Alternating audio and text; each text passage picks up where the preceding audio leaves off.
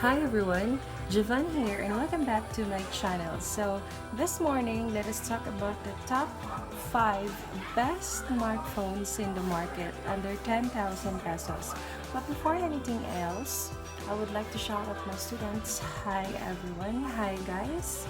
Regards ang cortina sa inyo ha. So please do like, share, and subscribe my YouTube channel. So let's begin. So this video is all about the top 5 best smartphones in the market for May 2020. I know guys that this is not the right time to buy a phone because of the pandemic, but if you have extra money to buy a phone, then this is a budget phone for you. So number 5 is the Nokia 2.3. This phone was launched in January this year. The phone itself has 6.2-inch HD Plus an IPS LCD screen to body ratio display with 2GB of RAM and 32GB storage expandable up to 512GB via micro SD card. The phone also has a MediaTek Helio A22 chipset. So let us move on to the phone camera. The Nokia 2.3 has a dual camera. The rear camera had a 13 megapixel with 2.2 aperture autofocus and 2 megapixel depth sensor, while the front camera has 5 megapixel 2.4 aperture. This phone also has a 4000 mAh battery, non-removable. You can choose only 3 color variants of this phone: the charcoal, the sand, and the cyan green. The price of this phone here in the Philippines is only 5,590 pesos. In the fourth place is the Samsung Galaxy A01. This is an entry-level smartphone that costs only 5,490. It runs with Qualcomm Snapdragon 439 with an octa-core CPU, 2GB of RAM, which is not applicable to any heavy work, but this phone is applicable for the student. This phone has an Android 10-based One UI 2 software. The phone has a dual camera and the rear camera has 13 megapixel main shooter and the 2 megapixel depth sensor, and the front camera has 5 megapixel 2.2 aperture.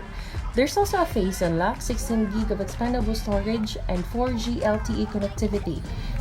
Third on the list is the Samsung Galaxy A20s. This phone is a 6.5-inch HD Plus Infinity V display.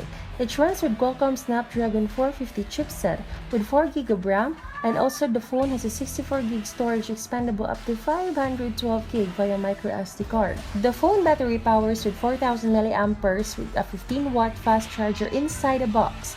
The phone has a triple camera setup, a 13 megapixel main camera, 8 megapixel ultra-wide camera, 5 megapixel depth sensor with LED flash. The front camera also has an 8 megapixel camera. The phone also runs an Android 9 Pie operating system and Samsung One UI software. The only color variant on this phone is black and green, and it costs only 9,990 pesos. Second in the list is the Realme 5i. The phone has a 6.5-inch HD Plus with mini drop display. This phone runs with Qualcomm Snapdragon 665 octa-core CPU and Adreno 610 GPU, and runs also with Android 9 Pie. The phone also has a 3GB of RAM with 64GB storage expandable up to 256GB via micro SD card. The phone battery powers with a whopping 5,000 mAh. The phone comes with a quadruple rear camera and has 12 megapixel main shooter, 8 megapixel ultra wide, 12 megapixel portrait, 2 megapixel macro rear camera, and 8 megapixel front camera.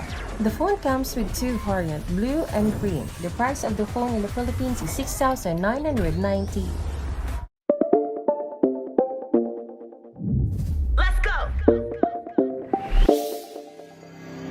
Number 1 is the Realme 6i. It is equipped with a 6.5-inch mini full-screen display that will give you an impressive experience when watching videos or playing games. It is also the first phone that launches the Helio G80 chipset that can deliver astonishing power to your phone. The Realme 6i comes with a powerful quad-camera system, each camera of which is carried out its respective functions, collaborated closely with each other, resulting in a striking photo experience and fun.